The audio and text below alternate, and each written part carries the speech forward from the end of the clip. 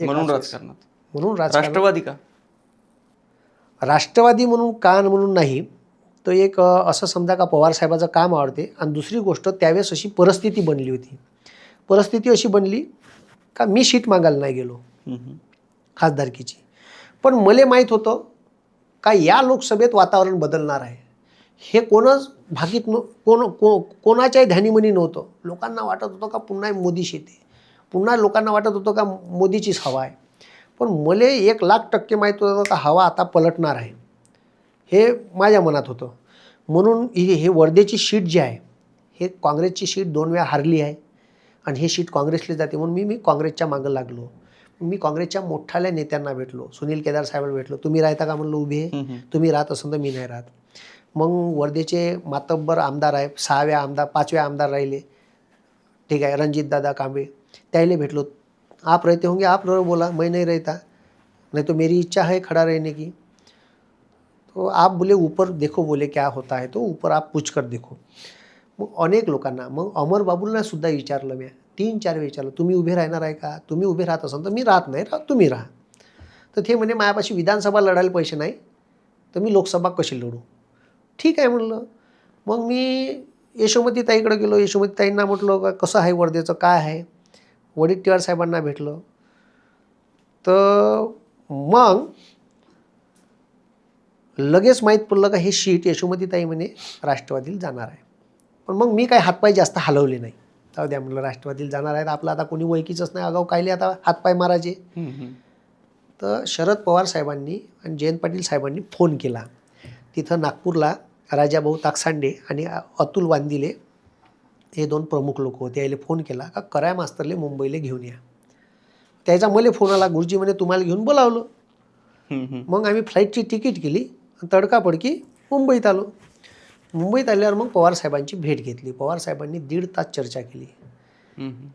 आणि सगळ्यात पहिला प्रश्न होता का तुमच्यापाशी पैसे किती आहे लढासाठी. आता पैसे किती आहे, आता इकडं पहिले माझ्या घर बांधणं चालू, तेच पूर्ण व्हायचं. तर हे माझ्या बाजूचे 2 लोक काय म्हणते माझ्यासोबत आलेले, हे म्हणते गुरुजीपाशी 3-4 प्लॉट आहे म्हणते, हे इकले तर 3 करोड येते म्हणते. ते इलेक्शनला किती लागन म्हणते. तर ते म्हणते 7 करोड लागन, 7-8 करोड. तर 3 करोडचे प्लॉटच आहे म्हणते यायचे, बाकीचे पैसे. तर म्हणते साहेब म्हणते यायची ओळखी आहे म्हणते, वडेट्टीवार साहेब, यशोमती ताई, सुनील केदार, ते दिन म्हणते काही. ते कसे दिन म्हणे पैसे, तुम्ही राष्ट्रवादीवर लढा, काँग्रेसचे नेते पैसे देईन. साहेब म्हणलं मी त्याच्या प्रचाराले जाऊ तर ते देऊ शकते, 25-25 लाख जरी दिले तर होऊन जाईन इलेक्शन.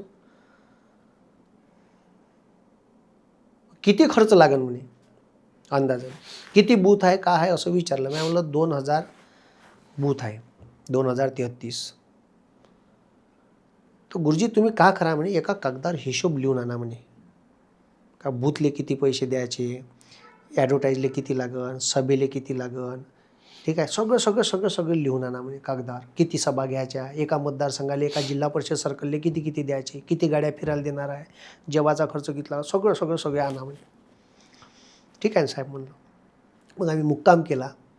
रात्री 2-2:30 वाजेपर्यंत हिशोब काढत बसलो. पोट्ट्याले तसाच तो कागदावरचा हिशोब फोटो काढून पाठवला. सकाळी मला लगेच म्हणलं तो प्रिंट बनवून PDF पाठव म्हणलं. मग पोट्ट्यानं सकाळीच उठून मला PDF पाठवली. मग PDF पाठवली, त्याचा खर्च होता 11,67,00,000 जवळपास खर्च येऊन राहिला होता. आणि मग तो कागद मी त्याच्या तिथंच सिल्वर ओकोरच त्याच्या झेरॉक्स काढल्या त्याच्याच ऑफिसमध्ये, आणि मग तो तिथं सादर केला. सादर केल्यावर मग तो साहेबांना हिशोब पाहिला तर 11,67,00,000 येते का म्हणे. हो साहेब म्हणलं एवढा जवळपास खर्च येते. बरं म्हणे. मग जयंत पाटील आले 5 मिनिटांनी. तर जयंत पाटील साहेब म्हणे पायरे म्हणे कराय गुरुजीचा हिशोब. मग त्यानं हिशोब पाहिला, असं का म्हणे. मग अनिल देशमुख आले, त्यालाही दाखवला, त्यानंही पाहिला. आणि मग तुम्ही म्हणे गुरुजी संध्याकाळी 5:30 वाजता या म्हणे. तुला पवारसाहेब म्हणे जयंत तुला वेळ किती वाजता आहे म्हणे. आहे ना म्हणे, मी 5:30 वाजता येतो म्हणे. मग संध्याकाळी पुन्हा 1.5-2 तास चर्चा झाली. सकाळी 1.5 तास झाल्या, संध्याकाळी 1.5 तास चर्चा झाली. आणि मग जवळपास सर्व ठरलं होतं. का मला द्यायची, असं जवळपास झालं होतं. आणि मग म्हटलं आम्ही जाऊ का थांबू, तर तुम्ही जा म्हणे, आम्ही बोलवतो म्हणे. म्हणजे अजून कन्फर्मेशन काही दिलं नव्हतं त्यांनी.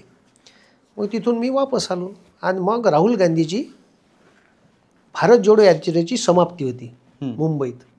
तिथं काय शिजलं काय नाही मला काही माहीत नाही. आणि तिथून मग बस तिथून 2 दिवसात सगळे वारे बदलले. आणि मग तरी माझे मग प्रयत्न आमच्या लोकांचे चालूच होते. बाबा तिकीट मला भेटली. आणि काय झालं का सगळ्या लोकांनी स्टेटस ठेवलं होतं माझं, ते टी व्हीवरच्या बातम्या यायचं. बरोबर. त्याच्यामुळे साऱ्या राजकीय लोकांना लक्षात आलं का सालं हे मागून आलेलं पोट्ट जर उद्या खासदार झालं तर आपलं अस्तित्व धोक्यात येईल. आणि पक्षातल्या किंवा अजून आता मग महाविकास आघाडीचा होता ना, प्रस्थापित जेवढे होते मग काँग्रेसचे असो का राष्ट्रवादीचे असो, सगळ्यांना असं वाटलं का बा हे भारी पडू शकते पुढं. मग याचा पत्ता, मग ह्या एकही आमदार नाही काही नाही, मग याला सीट कशी द्यायची, याची भेटूच नाही द्यायची. तर असं काही शिजलं असं. तुम्हाला काय वाटतं कशामुळे तिकीट कटलं?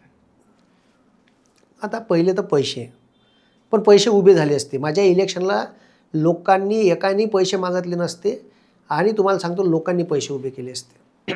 एवढेही पैसे 5-6 करोड लागले असते लोकांनी उभे केले असते. आणि वातावरण तसं होतं. एखादा गेला गजराही ठेवला असतात निवडून आला असता असं वातावरण होतं. आणि त्याच्यात तर आपल्याला ॲडव्हर्टाईज बी करा, आपण लोकांच्या घराघरात गेलो होतो ऑलरेडीच. कारण साहेबांना मी हे सगळं सांगितलं होतं. म्हणजे तुम्ही केलेली मेहनत ही तुमच्या खासदाराच्या पथ्यावर पडली. हो, असंच समजा. आता म्हणजे सगळं हे जे बनवलं तेव्हा वातावरणच तसं झालं होतं सगळं. आणि मग ज्या दिवशी त्यांना पक्षात घेतलं, शीट दिली, त्या दिवशी मी तिथंच होतो. आणि विषय का व्हायचा का स्थानिक नेते का सांगायचे तिथं जाऊन का बा आम्ही पक्षात 25 वर्ष आहे, ह्या अजून पक्षात नाही, यानं पक्षासाठी का केलं, तुम्ही याला शीट देऊन राहिले, तुम्ही त्याला कसे शीट देऊन राहिले, आम्हाला काऊन नाही देऊन राहिले, असा विषय झाला.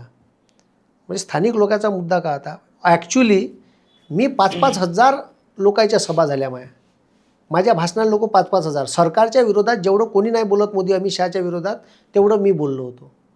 भलाही मी यायच्या कोणाच्याच पार्टीत नव्हतो, काँग्रेसच्या नाही राष्ट्रवादीच्या नाही. पण मी जेवढे मुद्दे सरकारचे चुकीचे लोकांसमोर मांडले आणि मतं परिवर्तन केलं, याचा फायदा तर महाविकास आघाडीलाच होणार होता ना.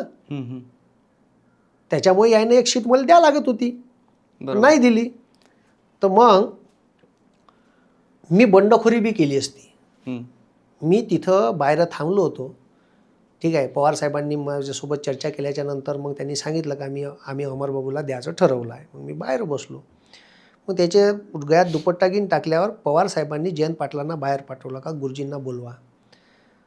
तर मग आले, गुरुजीला आपल्या पार्टीत घ्यास लागते. जयंत पाटील आले, तर ते म्हणे प्रवेश करून घ्या म्हणे, तुम्हाला ठीक आहे पुढं विधानसभा आहे, तुम्हाला प्रदेश प्रवक्ते बनवतो हे ते आले. मी म्हटलं माझे 5-6 हजार पोरं आहे, ते पोरं नाराज होऊन जाईन, मी डायरेक्ट पर्सनली माझा इथं प्रवेश घेतला तर मी नाही येत म्हटलं. जयंत पाटलांना हात पकडला माझा, अरे चला तर म्हणे गुरुजी. नाही, मी झटकला हात. म्हटलं मी नाही येत, विचार करा म्हणे या गोष्टीचा. मग आम्ही तिघंच जण होतो. आम्ही विचार केला. साला म्हणलं हे लोक म्हणते म्हणलं का यानं पार्टीसाठी काहीच केलं नाही, आता नाही भेटली ठीक आहे, आपण विधानसभेला मागू शकतो तिकीट, मग तर म्हणणार नाही हे. आणि आपण एक वेगळे पॉलिटिकल स्टेज तयार करू शकतो. कारण आता लोकसभेचं निवडणूक आहे आणि देशावर वेळ आहे, तर भाषणातून कितीतरी मतपरिवर्तन आपण करू शकतो, हे मला माहीत होतं. Pune's Pride Sunny's World, Life in Funshine. Resort, weddings, events, restaurants, adventure, wellness. Sunny's World, perfect destination for every occasion.